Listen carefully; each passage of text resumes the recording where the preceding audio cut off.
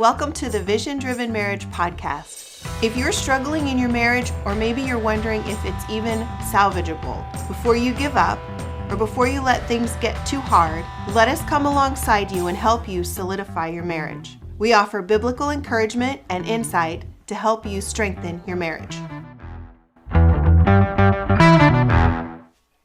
Hey, welcome to another episode of the Vision Driven Marriage. Today's episode is a culmination of all the things that we've been teaching in February, starting with the interview with Rick and Nora Tatina. And today's episode is entitled Building Your Friendship. And we've been looking at unity throughout the month as we look at building your friendship. There's some things that we want to share with you that we know can meet you where you are and help you to be able to come closer together as a couple. Again, that unity that we've been talking about all month. We're going to be looking at three things. We're going to be looking at how you should be able to have honest conversations.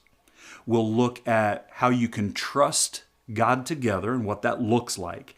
And then finally, we'll look at being able to serve others together, because I know that all of those things will help us be able to find the unity that's God's design for our marriage. So we'll start with number one, have honest conversations. Having honest conversations is really, really important because it gives you an opportunity to employ all of the topics that we've been talking about in the month of February. The two green light concept that we mentioned, that Rick and Nora Tatina mentioned in their first episode, and then we mentioned it again in the last episode. Right. Because when you're having honest conversations, especially the hard conversations, right? That's when you realize that, hey, we might not have two green lights here. So having honest conversations is the first point in building that friendship. Because if you can have even the hard conversations, right, you know that you're going to come out on the other side of that more solidified, more connected, and much better friends. And so when you're dealing with hard conversations, there's two things we'd like to give to you today that you can employ. One of them is a recognition of a deterrent. You should be able to focus on anytime you feel like you're disagreeing. Be really careful to make sure that it's okay to disagree. Do not be disagreeable. And I know that sounds like a bumper sticker, so let's flesh out what it looks like. All of us have a go-to reaction when we feel like something is going against us, or it's working against us, it's not going our way. It may be anger, it may be a fight or flight mentality, and all of those things can happen when we have a different opinion than one another, when we disagree. Become aware of whatever it is your trigger is. You've all got one where you feel like you want to prove yourself right, or you feel like I want to leave because I don't like this. Recognize what that is. And prayerfully get to the point where you can share where you disagree without feeling like it's an attack. Now that is easy to say, and it's really hard to do. But when you're able to do that, you can have those hard conversations. And here's the first place that I want to give you something that I hope will be a blessing to you. Give each other permission to communicate poorly until you learn to do it better. In other words, give each other permission to say, that's not exactly what I meant, let me start that over, and it be okay. Not try to say, well, the way you worded it the first time, and then attack your partner. So what I hear you saying is that the two things that you need to be aware of when you're having the hard conversation is, one, be aware of your own triggers, right? And two, be aware of how that conversation is coming across to others. Right. And if you say it wrong, it's okay. We are not built to be great communicators. We strive to get there. And so if you struggle with communication, just ask during a time when you're not disagreeing. Can we give each other permission to say things wrong and go, that's not what I meant, let me try it again, without holding what was said the wrong way against one another? That's the definition of grace. It is. And so it leads us to the second point, which is trusting God together. Now, all month we've been looking at things that God wants to do to be able to build unity in our relationship. It's patience and wonderful things that we know are practical and they're godly. But what does it look like to be able to trust God together? There's a couple of different things. The first one, I'd encourage you, as you trust God together, to stand in the gap for one another. Here's what I mean. if we both know that God's faithful and that He is good, and yet I'm having a struggle where I'm acting like I've totally forgotten the goodness of God, Leslie can come alongside me and remind me. She can stand in my faith gap with me and say, because we've talked about what we know is true, because we've been trusting God together, reading His Word together, doing things together, she can remind me of that truth. Or if she's anxious, I can remind her, God says to be anxious over nothing. He'll give you what you need not to be anxious. And we can be for one another the strength when our own strength is waning. Many times in the counseling office, I explain this exact concept to somebody that I'm working with that is struggling, seeing how some of these biblical principles can work out. And I just say, I see this struggle in your life, but you're going to have to borrow my faith. Right. Because I know these things are going to work out, because I know God is good, and I know that He honors when we attempt to put these biblical principles in place. And we won't do it perfectly. We have to give ourselves grace not to do it perfectly, but the Lord still honors that. Right. So what that looks like is when you're in a marriage and you're standing in the gap for your spouse, it's like you're borrowing faith from them. Now, this is not by any means lording the Bible over somebody. No. That is abusive. It's an abuse of power. It's an abuse of religion. This is the opposite of that. Yes, this is the opposite of that. So it's not browbeating your spouse with the Bible or being browbeaten with the Bible. It's not that's not it at all. It's not what we're talking about. And so here's the difference between what Leslie just described, which is what this is not. It's not where something that you've never talked about, you come up and try to use a scriptural example to manipulate your spouse. That is not what this is. Instead, and I'd encourage you strongly to seek after this, it is spending time with your spouse, understanding what the two of you do believe in unity. We've been talking about unity all month. And so you've been studying how God says to be anxious over nothing. He's good. And even though I struggle with anxiety, He's going to give the strength to be able to overcome it, because His desire for me is to not be anxious. So the next time that anxiety is being faced, since you've already talked about it, you already know it's true, you've already trusted God, you can come together, trusting God together, to remind during my moment of doubt, reminder that we know God's good, we know He's faithful, we know this is His will. So rather than a manipulation, it is an encouragement, a strengthening, and a coming together as the partner that God desires for us to have. And then as you're practicing the 2 green light principle, right, you're coming together and you're praying together and you're encouraging each other. And without the 2 green lights, committing to the fact that you're not going to move forward without 2 green lights. Right? And so, again, that gives clarity. Now, one of the things with that 2 green lights shows us the other place where we would encourage you to trust God together. We know that we can pray for and pray with our spouse.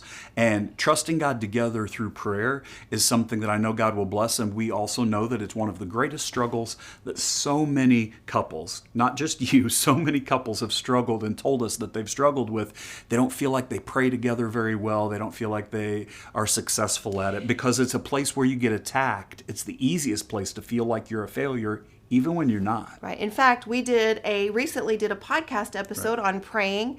That episode dropped the last Friday in January, I believe. I'll link that podcast episode in the show notes. So if you want to go back and listen to that podcast on prayer, the link will be in the show notes. But you can always pray for your spouse. And we would encourage you to pray with your spouse. And again, do not think that if you're doing it differently than somebody else, you're a failure. Go ahead and check out that episode that's in the show notes. Doug and I want to break in right here in the middle of this episode and tell you about a very special free resource that we've created for you. We know that most couples don't know how to begin a journey to spiritual intimacy. Some couples are just trying to stay on the journey to physical intimacy. Praying together is one of the most rewarding disciplines of spiritual intimacy. It's the cornerstone and can deepen your love for your spouse and your commitment to your marriage, and that strengthens emotional and physical intimacy. It's also one of the hardest to actually be disciplined at. Things come up, excuses bear weight, time gets away from us. That's why we developed this brief guide to praying with your spouse.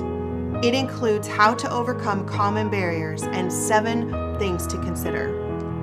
Just as there are many reasons why it's difficult to pray together, there are equally as many ways to push through the barriers and incorporate a habit that will draw the two of you close to God and closer to each other.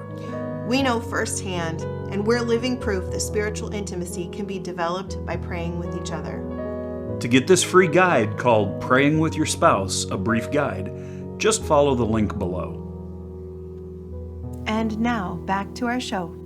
It's our third point today, something that we know you can plug in. Again, you can plug this in soon, like very soon, is to serve others together. Now, the reason I didn't say you could plug it in today, you might be able to plug it in today if you can come together in agreement on where your hearts are on who you should serve and what it should look like. But there are some preliminary steps that you need to take in this, and one of them is praying together. Right. About communicating together, right? Praying together and communicating together about what that service looks like. Mm-hmm. And I know the first people that Doug and I served together was our children. Right. And that's not something that I think we didn't premeditate that, we're going to have children in order to be our ministry place. Right. But that was our ministry place when we had children. Right. Well, and we still have children. It's not that we don't have children now, but they are all grown and out of the house now. But see, when you have those honest conversations where we started in this episode, even the hard conversations, you can start to learn each other's heart in areas of service. And when you trust God together, you can see all that God's promised to give you so that you can, service kind of lets you experience the benefits of those hard conversations and trusting God. And it could be anything. It could be something, that is, let's go serve meals next Thanksgiving together. Let's do that together. Or it may be, let's get toys for the Christmas toy drive, or it could be something like let's volunteer for the youth lock-in at church, and we'll be chaperones, but we'll do it together. And I know some of you are terrified at that thought, but the idea is it gives you a place to do as a couple what God's calling you to do for one another as a couple. Yeah. Last week's episode, we were looking at how, God's called us to be patient and to be humble and all of these wonderful, and to serve and to love, to accept one another in love. We see all these wonderful things God says for us to do for one another. As we serve together, we get to come together with one heart to think of others as more important than ourselves and do something together for others. So we see the demonstration of biblical principles as a couple being given towards someone else that helps reinforce what God's calling us to do individually for our spouse. I know one of the ways that we serve together currently right now is we have a small group in our house. And I don't think we even had a discussion on whether we were on the same page about that or not. Like, that just seemed like a natural thing to do. Mm-hmm. And I don't have the gift of hospitality, so just note that right there. So the whole small group at my house thing is a little out of ordinary, but God has blessed us with attendees that don't care that I don't have the gift of hospitality. So I'm kind of thankful about that. But one of the times in our lives where we weren't really on the same page, at one time, like we got to the same page, was when we moved out of our current community to another community to serve a new church. And that took, because that's a big step, and that took some prayer and some waiting and that took some time together to get on the same page about that. Right. And so what we get to see is these things that we're encouraging you to do to build friendship in your marriage are things that you can do right now. And you say, well, Doug and Leslie, we've got some issues going on in our marriage. That's fine. Conversations are hard even in the best of marriages. Sit down and be able to have the conversations that you're able to have, and don't consider yourself to have failed if you're only able to talk about certain things now. Just get to the point where you can truly have that kind of open conversation that includes listening that'll make your life better. And then trust God together. And again, it may be something that that you're already doing that God will reinforce. It may be a place where you're trusting God, God's wanting to grow your faith in that area, to trust Him together. But we would encourage you also then to think of others as more important to yourself and go serve together, because God will encourage your heart as a couple to be able to demonstrate that heart of service to one another. Yep. We want to thank you all for joining us on the Vision Driven Marriage Podcast, where we seek for God to solidify your marriage every day.